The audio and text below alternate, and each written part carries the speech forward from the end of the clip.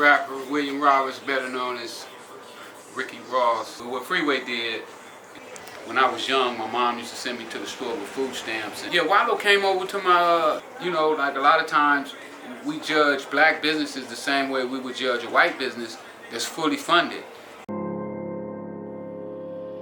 Tell me what you know about the hood life. How y'all doing in school? Good. Good. Right. So, Rick, can I get like 5 minutes, a little quick conversation? Is it cool if I do it without the mask for the people? I do one without the mask. All right, thank you. First off, I just want to shout you out and thank you for coming down to Philly, man. It's a legendary moment, like a once-in-a-lifetime opportunity for the people here. So introduce yourself to the people who might not be familiar with you. Ricky Ross, Freeway Ricky Ross is what they call me.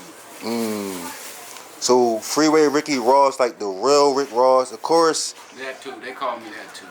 Facts. You know, if there's a real one, it has to be a fake one. So like, of course, I know about you. Guys my age know about you. A lot of the young boys, they gonna catch on later on. My first question is, talk about the difference between Freeway and then Rick Ross, because they both took a part of your name. One of them took your whole actual name, but they both took from you. But it was different ways as far as how they did it. Well, the rapper William Roberts, better known as Ricky Ross, he didn't have any class in the way he did it. You know, the classy thing would have been, to write me a letter. Look, OG, I respect you. I love you, whatever, whatever the scenario was. I want to represent you. Can I use your name? And I probably would have said no. No, I'm playing. I probably would have gave him permission to do it. You know what I'm saying? But he didn't do it like that. And then when I reached out to him, and that's spilled milk, I don't even like talking about this stuff. I got so much positive stuff going on right now with my life. To go back and think about how that all happened is, to me, it's kind of like throwing good money behind bad money. You lost some money and you keep feeding the slot machine trying to get it out. But anyway, he just didn't. He should have embraced me. I think his career would have went further. Everybody feel like that.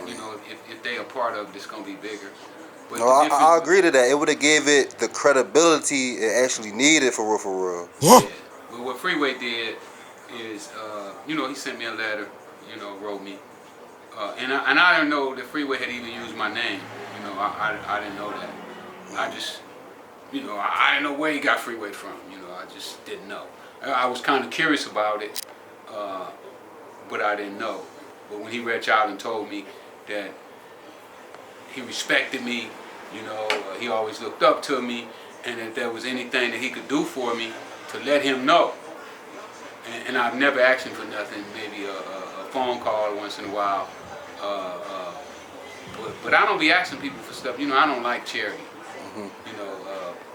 When I was young, my mom used to send me to the store with food stamps, and I was always embarrassed, that one of my friends at school would see me going to the store with food stamps, and everybody would know we was on welfare. So I never wanted to be on welfare again, even if it meant going to prison or dying. Fact. So speaking of prison, that was my next question. What was the worst part of prison for you? The first day.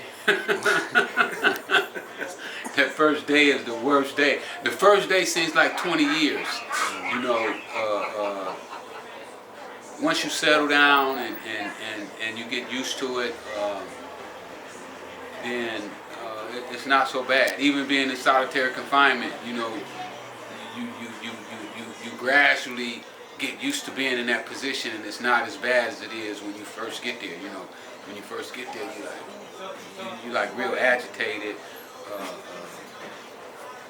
You can't go nowhere, you can't move, you can't use the telephone. So it's usually that first day is the worst day. After my first 6 months, though, I learned how to use that time to my benefit. Facts. And it went from being one of the worst things that ever happened to me to being maybe financially it's going to be one of the best things that ever happened to me.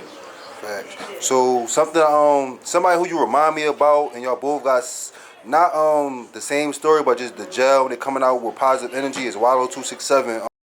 Talk about as far as are you familiar with him at all? Yeah, Wallow came over to my shop in L.A. And we sit down and we talk. Wallow's good, with his speech and his talk and his positivity is off the chain. And I hope he keeps doing good. Okay. Now I got about 2 more questions. One of them is, do you believe that the culture and the structure of the gangs today is better off without the leaders in place, or put leaders in place how they was before? Well, we know it's according to who the leader is. If we're gonna lead our kids to selling drugs and guns and stupidity, then we don't need them leaders. But if we get leaders that's gonna lead us to the promised land, then we definitely need them. Okay. Facts. Now, last time, well, I'm not sure the last time, but you was in Philly one time, and an artist by the name of Pook Papers came out. I'm from the heart of the slums where there ain't no hope at. You either sell drugs, go to jail, or you get smoked at. And he told you a little about his story. Do you remember him at all? I don't. Okay. All right, so basically Pook right now, he facing some criminal charges. When he was out, he was definitely on a positive wave with the music, but right now, just any words of encouragement or advice you can give to him? He's locked up right now? Mm-hmm. Don't let the time do the time. Get my 3 favorite books, read them. Think and Grow Rich, As a Man Think, and The Richest Man in Babylon. Those 3 books really helped me find myself. And I use those principles. I made those principles mine. Those are no longer those author's principles. Those principles belong to me. I own those principles. And I live with them every single day. And if you could take those principles while you're in custody right now, I guarantee you when you get out, listen to Turk. Turk was on live a couple days ago, and he was talking about when he was in jail. I sent him those 3 books, and he read them, and he told me how he used those 3 books not only to make money inside the penitentiary, but also to get himself out of prison. Right. So my last question, I'm gonna let you talk about the new book you have and some of your business ventures. Is talk about the culture of Philly. It's not really a question, but the culture of Philly, and just some advice to the young boys. Well, it's time for us to stop killing each other. I don't even know where that culture came from. Because to me, it's. I mean, we got enough people against us already. We got Klan and the Asian. Everybody is against the black community. Nobody wants to support us. And for us to not support each other, to me, is retardism. And I think that's why we keep being in the same position, because we keep practicing the same dumb shit that ain't work. It's time now for us to start looking out for each other, start supporting our community. Even if, like a lot of times we judge black businesses the same way we would judge a white business that's fully funded. When the black guy, he ain't funded, he probably got his money out of the streets most of the time, because most of us ain't got no rich uncles and aunties and granddaddies. So when we get our money don't come the same way as everybody else's. So we have to support each other, and sometimes we got to pay a little more, maybe. You ain't gonna never come to me and pay more. I'm gonna always make sure I give it to you cheaper. But sometimes they don't have the same type of connections or resources where they can give it to you cheaper or at the same price, and we got to pay a little more. But you got to look at it that you uplifting our whole community, because that money is gonna stay in the hood if you spend it with the hood. Right. So before I let you go, I just want is there anything else you want to tell the people? Any books you got? Any future businesses that's coming that you want to promote? Yeah, I got a lot of businesses. I got 2 books out. My autobiography, Freeway Ricky Ross. Also 21 Keys to Success. You know, I got my marijuana strains. Now I got 2 marijuana strains. I'm working on about 3 more.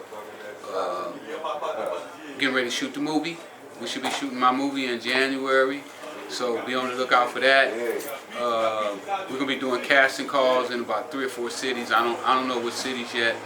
But that'll be posted on my social media, Instagram Freeway Ricky, Facebook Freeway Ricky Ross, and you can just keep up with what I'm doing. You should follow me anyway, because I'm going places. I'm finna do some major moves, and you should be a part of it.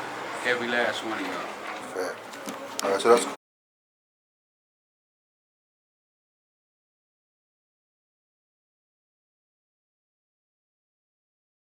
Me to cook food, get on my third, you feel me?